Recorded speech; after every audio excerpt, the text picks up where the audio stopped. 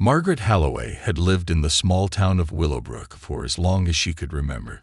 It was the kind of place where the houses stood shoulder to shoulder along narrow, tree-lined streets, and the people were even closer. Everyone knew each other, and every morning Margaret would take her usual stroll down to the local cafe, where she'd sit at her favorite table by the window, nursing a cup of tea and watching life go by. At 68, Margaret had settled into the routine of a quiet, peaceful life. Her husband had passed away a decade earlier, and her children had long since moved to bigger cities, seeking lives beyond the sleepy boundaries of Willowbrook. Though she was alone, Margaret never felt lonely. The town was filled with familiar faces, people who would wave or stop by to chat for a while, exchanging stories about their families or the latest town gossip. Life moved at a slow, predictable pace, and Margaret liked it that way. Predictable. Safe. On that particular day, it was no different. The autumn breeze blew gently through the trees, scattering golden leaves across the sidewalks. Margaret hummed to herself as she left the cafe, clutching her wicker basket full of fresh bread and some vegetables from the market. Her house, an old Victorian-style cottage at the end of Maple Lane, stood in a quiet corner, nestled under a large oak tree. The walk home was short, and Margaret was looking forward to sitting down with her knitting and perhaps finishing the scarf she'd been working on for weeks. But as she approached her front door, something felt off. There was a stillness in the air that hadn't been there before. Margaret paused on the front step, glancing around, but nothing seemed amiss. The birds chirped in the trees, and a few neighborhood children played down the street, their laughter ringing out in the distance. She shook off the odd feeling and reached for her keys, turning them in the lock. It was then that she noticed the basket. Sitting just to the right of her door, half hidden in the shadows of the porch, was a small wicker basket, much like the one she was carrying. Confused, Margaret bent down to inspect it. At first, she thought maybe someone had left a gift, a neighbor, perhaps. But as she lifted the edge of the blanket tucked inside, her breath caught in her throat. A baby. Margaret froze. She blinked once, twice, as if to convince herself that her eyes were playing tricks on her. But no, it was real. A tiny infant lay nestled in the basket, wrapped in a soft blue blanket. Its eyes closed peacefully as it slept. Her heart raced, pounding in her chest as her mind scrambled to make sense of what she was seeing. Who would leave a baby on her doorstep? And why?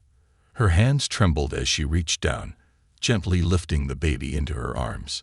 The child stirred but didn't cry, only shifting slightly as its tiny fists clenched and unclenched in sleep. Margaret stood there for a long moment, completely still, as if time itself had stopped. She scanned the street, hoping to see someone, anyone, who might explain what was happening.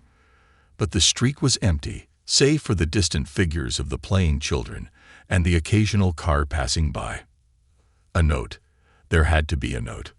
Margaret's eyes fell back on the basket, and sure enough, tucked between the folds of the blanket was a small folded piece of paper. With one hand still cradling the baby, she carefully opened it. The handwriting was hurried, almost frantic, and the message was short. "Please take care of him. I can't." That was it. No name, no explanation. Just those 6 words that sent a chill down Margaret's spine. Her mind raced through 100 questions. Who was this baby? Why had they chosen her? Should she call the police? Surely, that was the sensible thing to do. This wasn't her responsibility. She was a retired widow, well past the age of raising children. What did she know about caring for a baby? But as she stood there, holding the infant close, something in her heart shifted. The baby let out a soft, contented sigh in its sleep, and Margaret felt an unfamiliar warmth spread through her chest. She hadn't held a baby in decades, not since her own children were small, but the feeling came back to her as naturally as breathing. She found herself gently rocking the child, instinctively swaying back and forth as she whispered soothing words. Still, her mind reeled. What would people think? Willowbrook was a town that thrived on whispers and rumors. The sight of Margaret Halloway, The elderly widow, suddenly raising a baby, would send the town into a frenzy of speculation.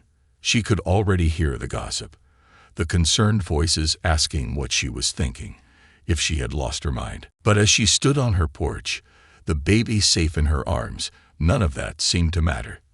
There was something about this child, something fragile and vulnerable, that tugged at her in a way she couldn't explain. Without another thought, Margaret stepped inside her house, closing the door behind her. The air was warm and familiar, filled with the scent of cinnamon from the tea she had brewed that morning. She carefully set the baby down on the couch, grabbing a nearby pillow to make a makeshift cradle. Her hand shook as she dialed the number for the local police station, but before she pressed the call button, she hesitated. The baby let out a soft coo, its tiny hand reaching out as if searching for something. Margaret's heart skipped a beat. What if this was a sign? What if she had been chosen for a reason? She had spent so many years alone, without purpose, going through the motions of life. But now, standing here in her quiet home, she felt something she hadn't felt in a long time. Something like hope. Margaret set the phone down, her decision made. She wasn't sure what the future held, but in that moment, she knew one thing for certain. This baby needed her, and she wasn't going to turn her back on him. As the evening sun cast long shadows across the room, Margaret sat beside the child, watching as he slept peacefully. For the first time in years, her life felt uncertain, unpredictable, and yet, in the midst of all the questions and confusion, she felt strangely at peace. This baby, this tiny, abandoned life, had come to her doorstep for a reason. And no matter what the town said, no matter what challenges lay ahead, Margaret was ready to face them. Little did she know, this was only the beginning of a journey that would change her life, and the life of the baby she had just found, forever. In the days that followed, Margaret's life became a whirlwind of unfamiliar routines and emotional highs and lows. The once peaceful existence she cultivated had been turned upside down by the arrival of the tiny baby she had found on her doorstep. Every corner of her house seemed to have taken on a new meaning, cluttered with makeshift baby supplies and hastily purchased items from the local store. Diapers, bottles, formula. Things she hadn't thought about in decades now filled her shopping cart as she adjusted to a life she hadn't expected. Margaret decided to name the baby David. It was a strong, simple name, one that had always been dear to her heart. When she had first thought about what to call him, memories of her own son's birth had flooded back to her, filling her with an overwhelming sense of nostalgia. Naming him made everything feel more real, more permanent, even though the logical part of her mind screamed that none of this was permanent. It couldn't be. This was just temporary, she had to remind herself. A momentary situation until authorities could find the child's rightful family, or until the mother returned to claim him. Yet each passing day, Margaret found herself becoming more attached to the boy. At first, the town's reaction was exactly what she had expected. Word spread like wildfire, and within hours of taking David in, her phone started ringing. Neighbors stopped by unannounced, curious about the sudden appearance of the infant. Some came under the guise of helping, but it was obvious they were fishing for gossip. Mrs. Davenport, her nosy next-door neighbor, was the first to appear, knocking on her door just as Margaret had managed to get David down for a nap. "Margaret, I heard from Linda at the post office that you've had quite the surprise." Mrs. Davenport's eyes sparkled with barely concealed interest as she tried to peer past Margaret into the house. "Yes, it's true," Margaret said, her voice measured, trying to keep the conversation short. "A baby was left on my doorstep." Mrs. Davenport gasped, her hand flying to her chest in exaggerated shock. "Left on your doorstep? My goodness, what kind of person would do such a thing? Have you called the police? The authorities? Surely someone must be looking for him."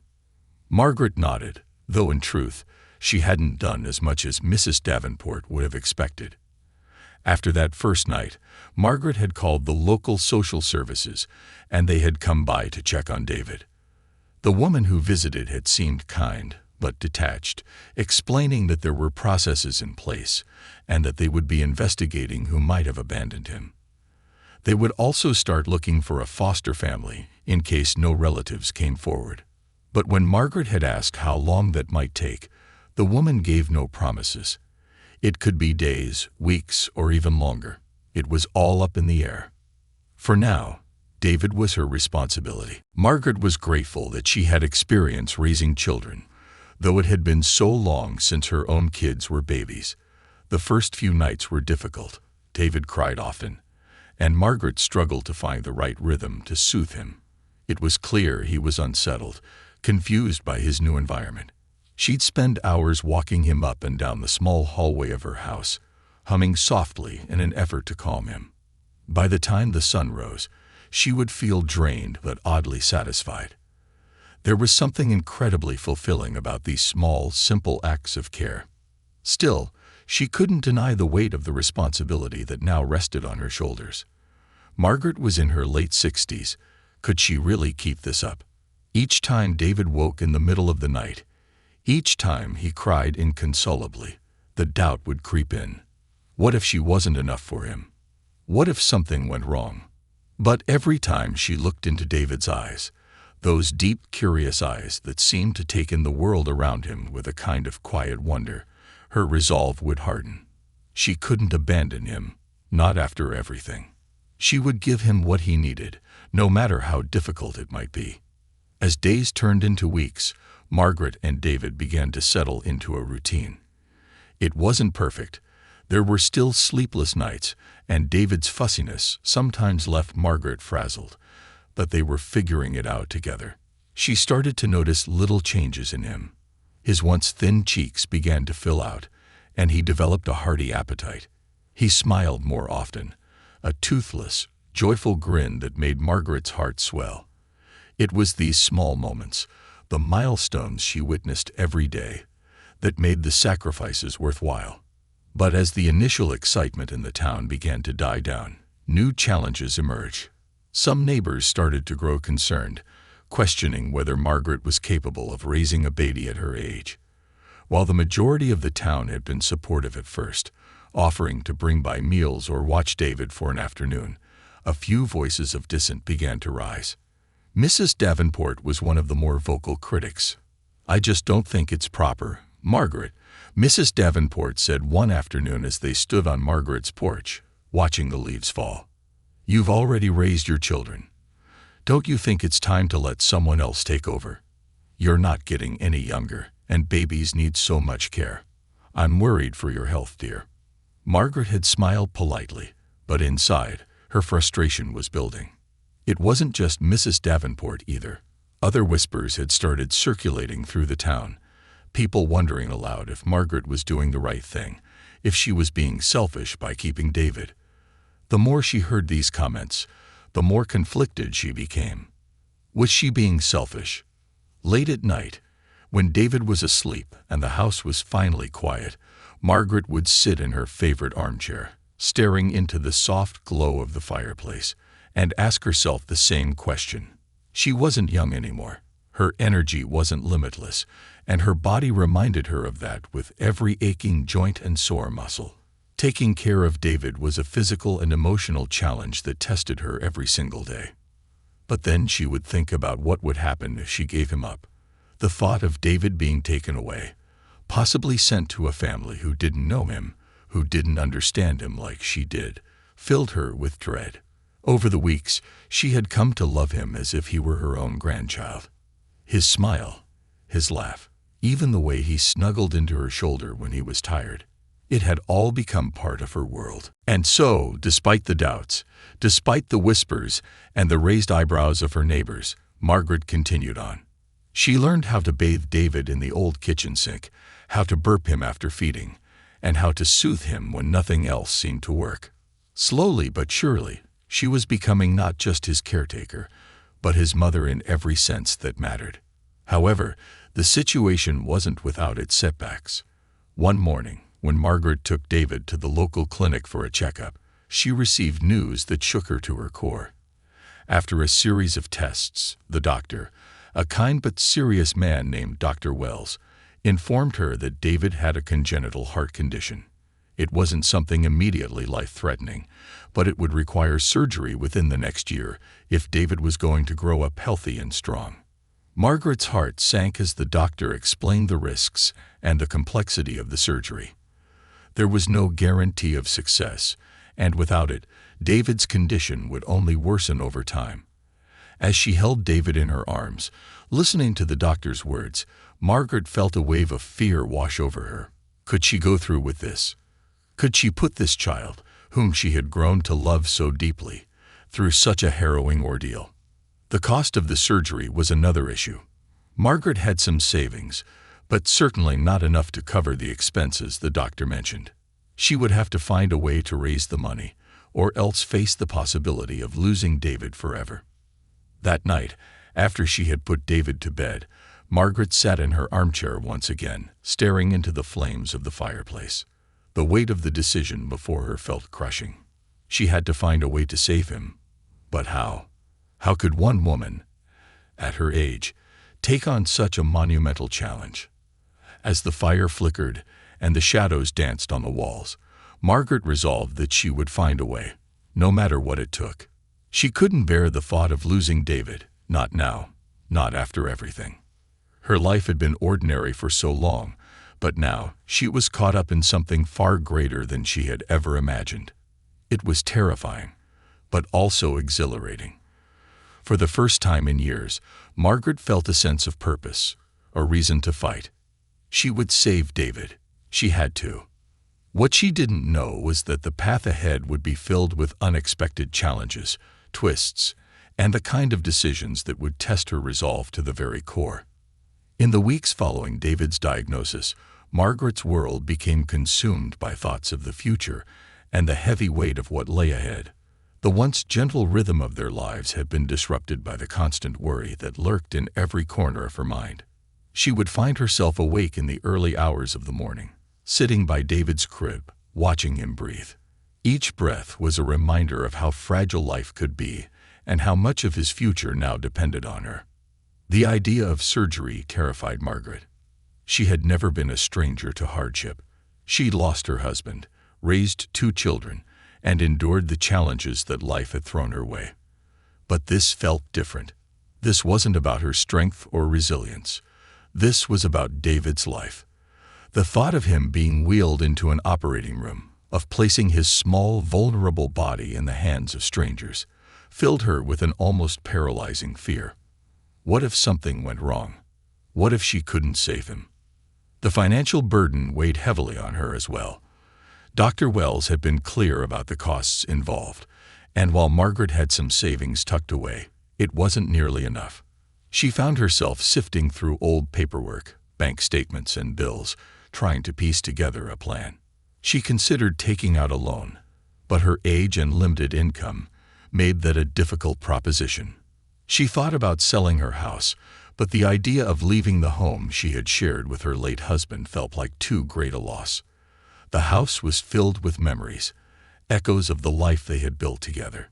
It was more than just bricks and mortar. It was her anchor, her safe place. The town, once a source of support, began to feel more like a pressure cooker. Every time Margaret left the house, she could feel the eyes of her neighbors on her. The whispers had grown louder, the gossip more insistent. People were beginning to question her judgment, and she could sense their disapproval. One afternoon, Margaret overheard 2 women talking at the market, their voices low but not low enough. "I just don't understand why she's putting herself through this," one woman said, her tone dripping with judgment. "She's too old to be raising a baby, let alone one that's going to need surgery. It's not fair to him." "And what about the mother?" the other woman chimed in. "You know she's going to come back one day." Margaret's setting herself up for heartbreak.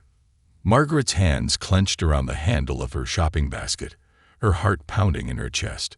She wanted to turn around, to say something, to defend herself.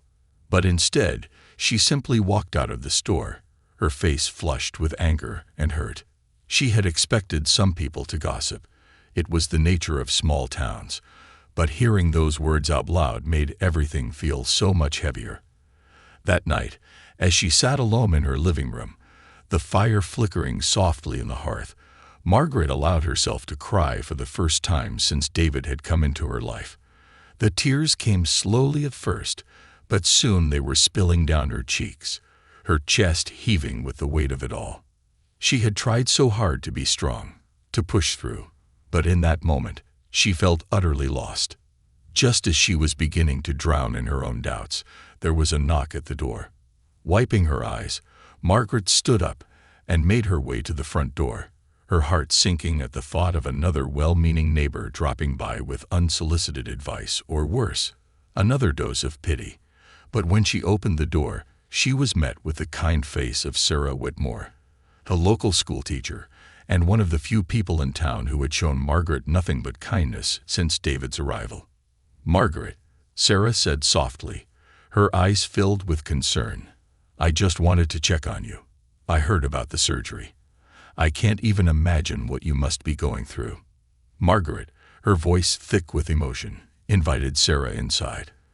They sat together in the living room, and for the first time in weeks, Margaret allowed herself to open up. She told Sarah about the diagnosis, the cost of the surgery, and the weight of the responsibility she felt. She shared her fears about what might happen if the surgery didn't go well, and her growing uncertainty about whether she was doing the right thing for David. Sarah listened quietly, her hands clasped in her lap. When Margaret had finished, Sarah reached out and took her hand, squeezing it gently. "You're not alone in this, Margaret," she said. "I know it feels like the world is closing in on you, but there are people who care about you. You've done something incredible by taking in David. You've given him a home, a family. That's more than most people would have done. But you don't have to carry this burden by yourself." Margaret's heart swelled at Sarah's words, but the practical realities of her situation remained. "But the surgery, the money, I just don't know how I'm going to do it. And people are starting to talk, Sarah. They think I'm making a mistake." Sarah shook her head firmly. "Let them talk. You're doing what's right for David.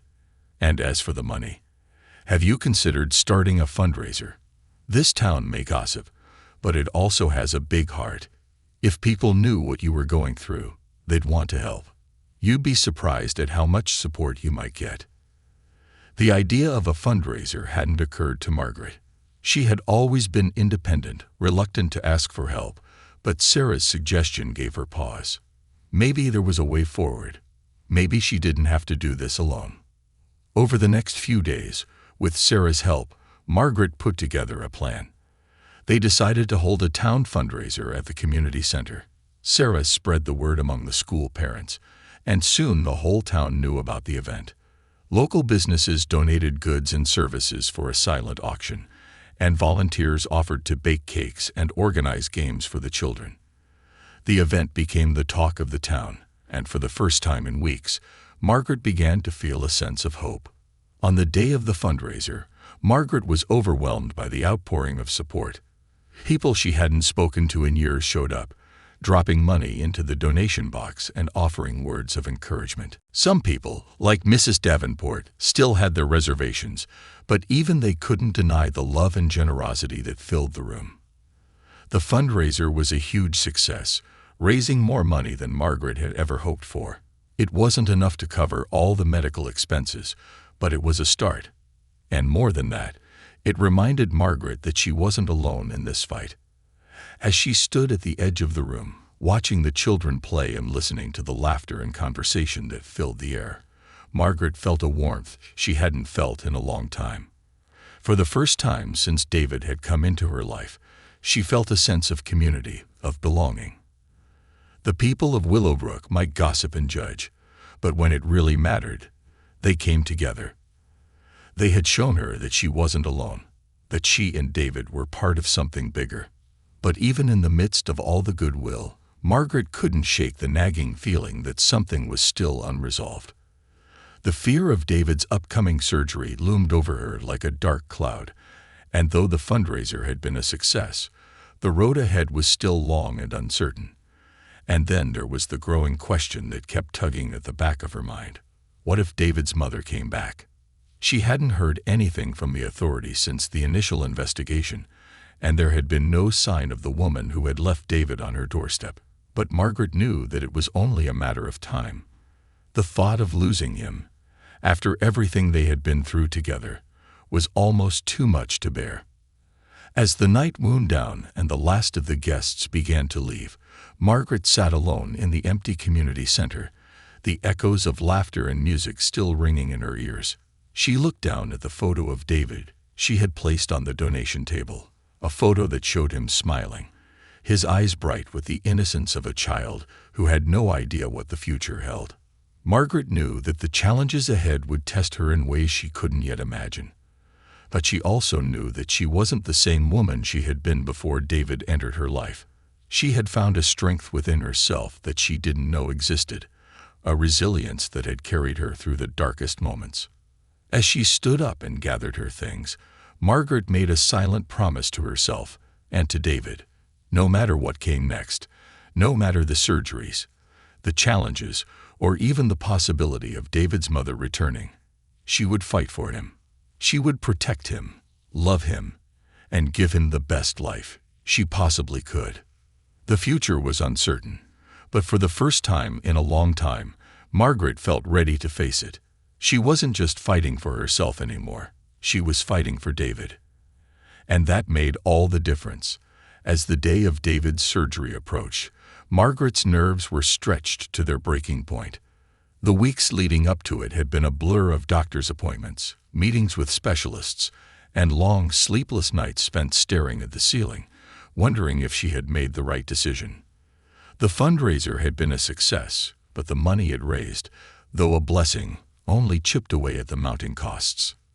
Between the surgery, aftercare, and ongoing treatments, Margaret knew that financial stability would remain a looming concern for a long time. But more than the money, it was the fear of losing David that kept her up at night. Every time she held him, every time he smiled or gurgled happily in her arms, Margaret's heart felt like it was walking a tightrope, balanced precariously between hope and terror. What if something went wrong in the operating room? What if the doctors couldn't save him? She had already lost so much in her life. Her husband, her youth, her sense of security, and the thought of losing David, the child who had so unexpectedly come to mean everything to her, was unbearable.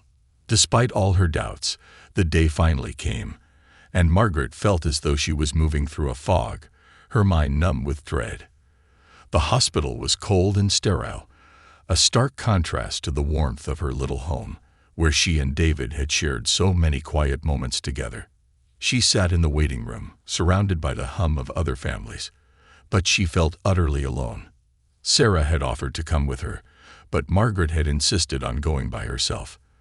This was something she needed to face alone. Margaret clutched David tightly in her arms as they waited for the nurse to call his name. He was calm, blissfully unaware of what was about to happen. His tiny fingers wrapped around her thumb, and he looked up at her with those wide, innocent eyes that had come to mean so much to her. Margaret kissed his forehead, breathing in his scent, memorizing the feel of him in her arms. She didn't know how she would survive the hours he would spend in surgery, separated from him, powerless to do anything but wait. When the nurse finally came to take David, Margaret felt as though her heart had been ripped from her chest. She kissed him one last time, whispering a silent prayer as she handed him over. Watching the nurse carry him down the hallway and through the double doors was the hardest thing Margaret had ever done.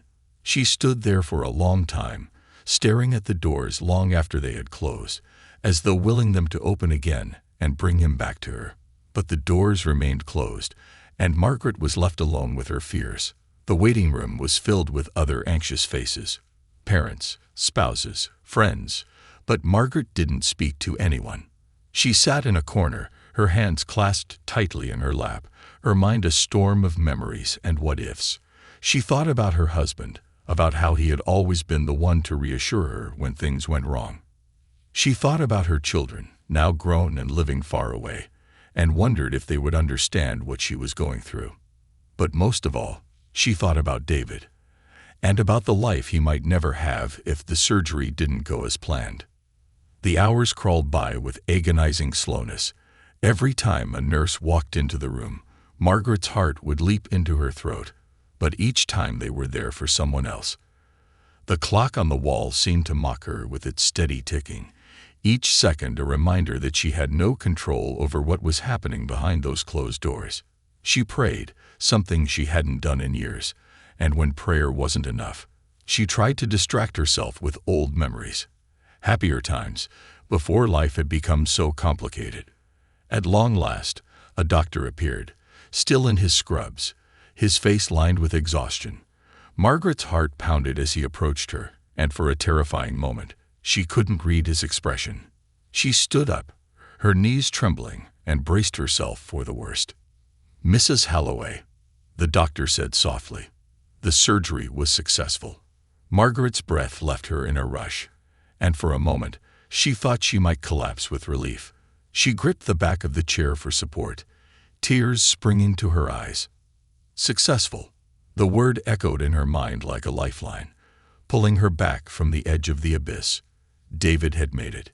He was going to be okay. The doctor explained that there had been some complications during the surgery, that things had been more difficult than they had anticipated. But in the end, they had managed to repair the damage to David's heart. And now all they could do was wait for him to recover.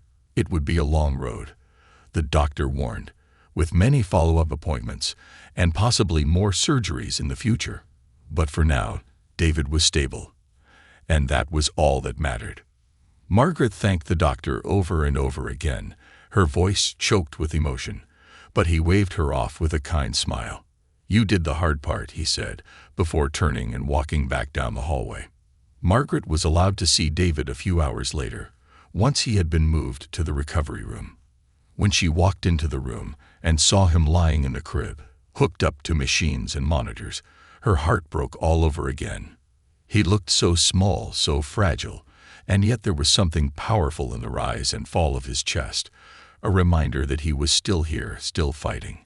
Margaret pulled a chair up beside the crib and sat down, reaching through the bars to gently stroke his tiny hand. He didn't wake up, but his fingers twitched in response to her touch, and that was enough. For the next few days, Margaret stayed by David's side, barely leaving the hospital except to grab a quick meal or a few hours of sleep in the family lounge. She spoke to the nurses, asked endless questions about his condition, and watched over him as though her presence alone could keep him safe. David's recovery was slow but steady, and each day brought small improvements. The nurses assured her that he was doing well, but Margaret couldn't shake the feeling that they weren't telling her everything. And then, just as she was beginning to let her guard down, something happened that she never could have anticipated. It was late one evening, long after visiting hours had ended, when a woman appeared at the door to David's room. At first, Margaret thought she was a nurse. She was dressed in plain, comfortable clothes, her hair pulled back in a loose bun. But there was something about her that felt out of place. The woman stood in the doorway, her eyes fixed on David. And for a moment, neither of them spoke. "Who are you?" Margaret asked, her voice wary. The woman's eyes flicked to Margaret, and in that instant, Margaret knew. She didn't need to ask. The woman standing before her was David's mother. "I'm Anna," the woman said, her voice trembling. I'm his mother." Margaret's heart stopped. This was the moment she had dreaded since the day David had been left on her doorstep. The woman she had convinced herself might never come back was here, standing in front of her, ready to reclaim the child Margaret had come to think of as her own.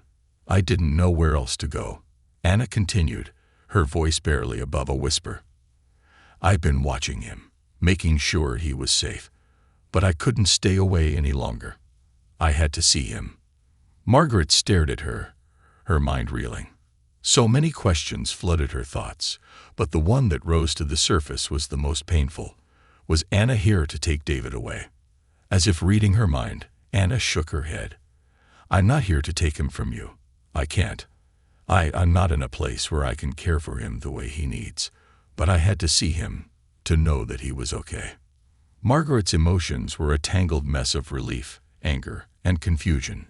She wanted to scream at Anna, to ask her how she could have abandoned David in the first place, to demand an explanation for why she had waited until now to show up. But at the same time, she saw the pain in Anna's eyes, the guilt that weighed on her shoulders, and she knew that this woman was hurting too. "I'm sorry," Anna whispered, tears spilling down her cheeks. "I never wanted to leave him, but I had no choice. I thought I was doing what was best for him, but now I don't know." Margaret stood up slowly, crossing the room to stand beside Anna. She wanted to be angry, but as she looked at the woman before her, she couldn't bring herself to hate her. Anna was lost, just like Margaret had been before David had come into her life. "I don't know what's going to happen," Margaret said softly, her voice thick with emotion. "But I know that David needs love. He needs people who are going to fight for him. If you're here to be a part of his life, then we'll figure it out. Together." Anna nodded, wiping her eyes. "I don't deserve your kindness," she said, her voice breaking. "But thank you." And so, in that small hospital room, an unlikely alliance was formed. Margaret and Anna, two women from completely different worlds, bound together by their love for the same child. It wasn't the ending Margaret had expected, and it certainly wasn't the ending she had planned for. But as she stood there, watching David sleep, she realized that maybe it wasn't about the ending at all. The days after Anna's sudden reappearance were a swirl of emotions for Margaret. She had spent months preparing herself for the possibility that David's mother might return, but no amount of mental preparation could have braced her for the reality of the situation. Seeing Anna in that hospital room, vulnerable and broken, had stirred something unexpected within Margaret, a strange mix of compassion and protectiveness. Anna visited David often in the days that followed. She kept her distance at first, unsure of her place in this new, complicated dynamic. Margaret, too, was cautious. While part of her understood Anna's desire to reconnect with her son, another part of her feared what that connection might mean. What if Anna changed her mind? What if, after all the time they had spent together, after the surgery, the sleepless nights, and the countless moments of joy and fear, David was taken away from her? Margaret couldn't bear the thought of losing him.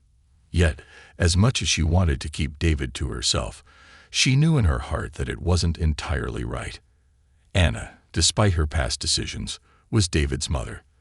The two women had to navigate this strange new reality together, and for David's sake, Margaret was determined to make it work, no matter how difficult it might be. One morning, a few days after David had been discharged from the hospital, Margaret and Anna sat together in Margaret's small kitchen, the silence between them heavy and awkward. David was napping peacefully in the living room, the soft hum of his baby monitor filling the air. The two women sipped their tea, each lost in her own thoughts. "I've been thinking," Anna said quietly, breaking the silence. She stared down at her cup, her fingers tracing the rim. "I want to be in David's life, but I don't want to disrupt what you've built with him. You're the one who's been there for him, and I can't just show up and expect everything to go back to how it was." Margaret's heart tightened. She had been waiting for this conversation, dreading it, and hoping for it all at once.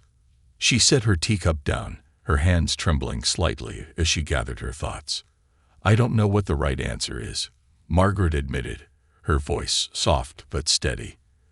"But I do know that David needs love. He needs stability. You're his mother, Anna, and I won't stand in the way of that. But you're right, things can't go back to the way they were."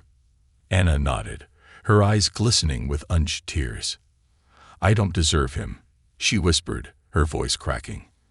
"I don't deserve any of this. I've made so many mistakes." Margaret reached out, placing a hand on Anna's. "We've all made mistakes," she said gently. "But what matters now is what we do moving forward. David is a part of both of our lives, and we need to figure out how to make that work for him." For a moment, the two women sat in silence, the weight of their shared responsibility settling between them.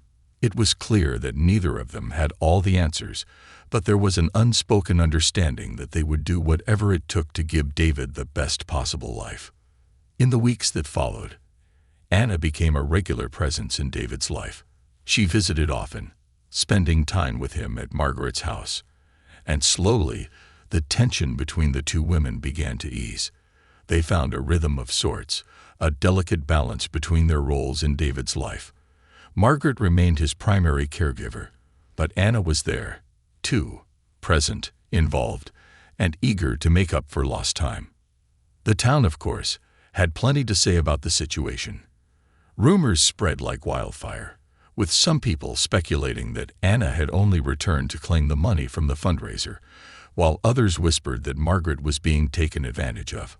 Margaret did her best to ignore the gossip, but it wasn't always easy. The stares, the whispered conversations as she walked by. They gnawed at her, feeding the small but persistent doubt that lingered in the back of her mind.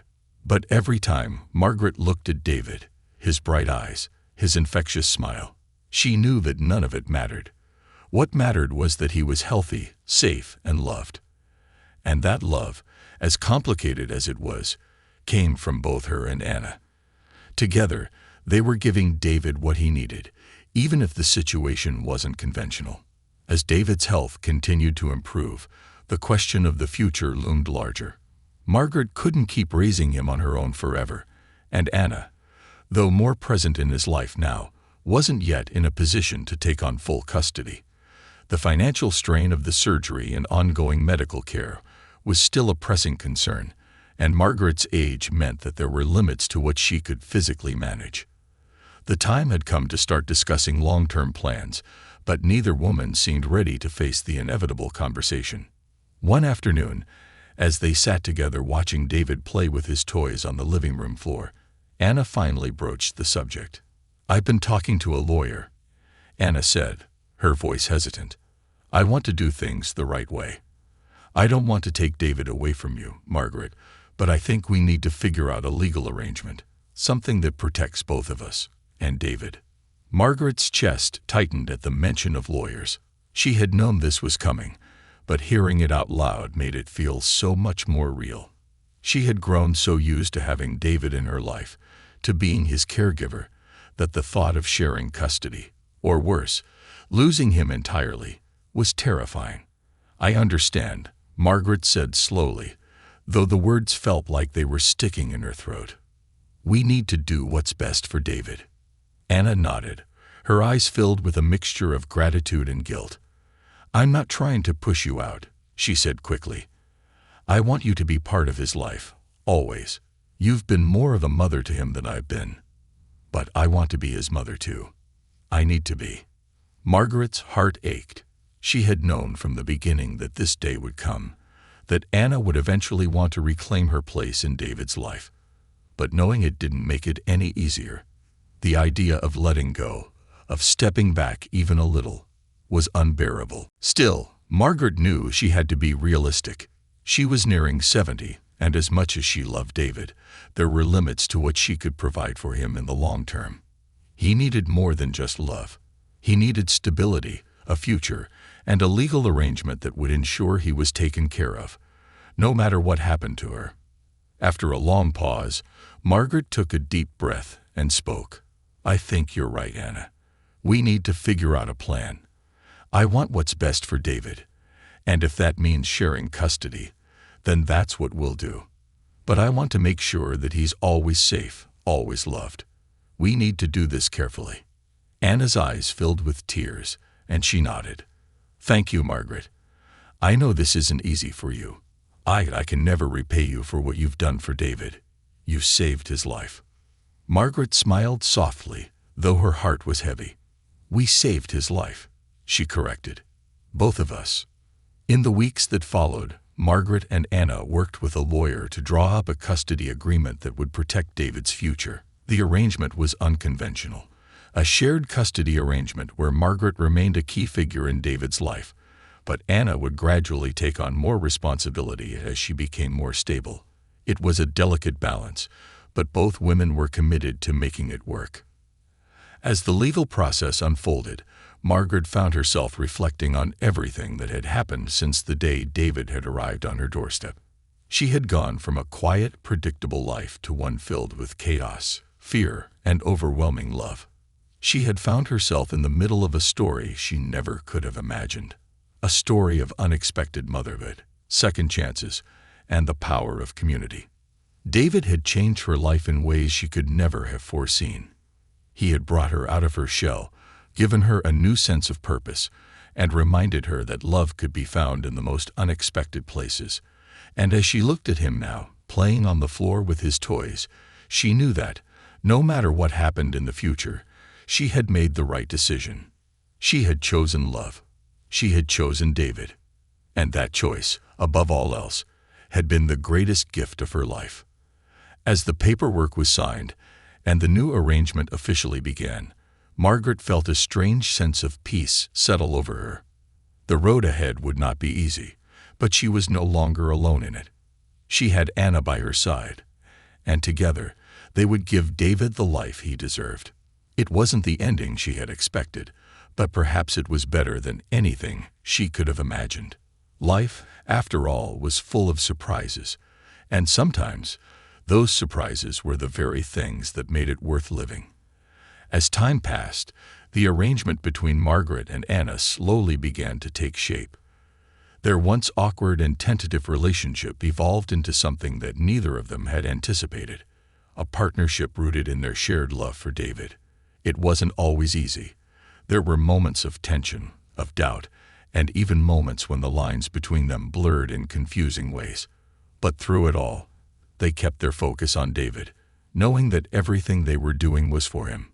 Margaret remained David's primary caregiver for the first year of the new arrangement, though Anna became a more consistent presence in his life. She began to take David on weekends, sometimes staying over at Margaret's house to help with the day-to-day care. Slowly, the child began to recognize Anna as another key figure in his life, and though Margaret felt pangs of jealousy at times, she knew it was important for David to bond with his mother. The town, for its part, continued to gossip. There were whispers about how strange the arrangement was, how Margaret was raising another woman's child, and how Anna, despite her best efforts, would never live up to the responsibility she had once abandoned. Margaret did her best to ignore the talk, but it wasn't always easy. The judgment of small-town life could be suffocating, and there were moments when Margaret found herself questioning whether she had made the right choices. But whenever she looked at David, his bright, innocent face, his laughter that filled the house with joy, those doubts would fade. David's health had stabilized after the surgery, though there were still regular checkups and doctor's visits to ensure his heart was functioning properly. Each appointment brought with it a new wave of anxiety for Margaret. The doctors had warned her that there could be complications as David grew, that another surgery might be necessary down the line. The possibility of losing him still haunted her, and the fear of something going wrong never truly left her. Yet, as she watched him grow stronger and more active, she allowed herself to hope. David was resilient, and that resilience gave her strength. One afternoon, a little over a year after the surgery, Margaret sat in the garden watching David chase after butterflies. He was nearly 3 now, his legs sturdy and his laughter infectious. The sun cast a warm glow over the yard, and Margaret couldn't help but smile as she watched him tumble through the grass, his tiny hands reaching out to catch the fluttering wings of the butterflies that danced around him. Anna was sitting beside her, a rare moment of quiet between the two women. They had developed a kind of rhythm over time, a quiet understanding that didn't need to be spoken aloud. While Margaret was still the one who spent most of her days with David, Anna had taken on more responsibility. She had moved into a small apartment nearby and had begun to build a more stable life for herself. She was working, attending therapy, and trying to rebuild the parts of her life that had been fractured before David came back into it. "I've been thinking," Anna said after a long silence, her voice hesitant. Margaret glanced at her, sensing that this wasn't just a casual remark. There was something weighted in the way she said it, a kind of nervousness that Margaret had learned to recognize. "About what?" Margaret asked, her tone gentle. Anna hesitated, taking a deep breath before continuing. "About the future. About what happens next." Margaret's heart tightened, though she kept her expression neutral.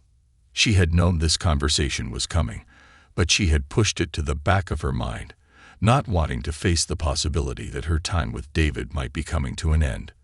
"I've been doing a lot of thinking," Anna continued, her voice soft but steady. "I've made a lot of mistakes, and I know I can't change the past. But I want to be the mother that David deserves. I want him to live with me."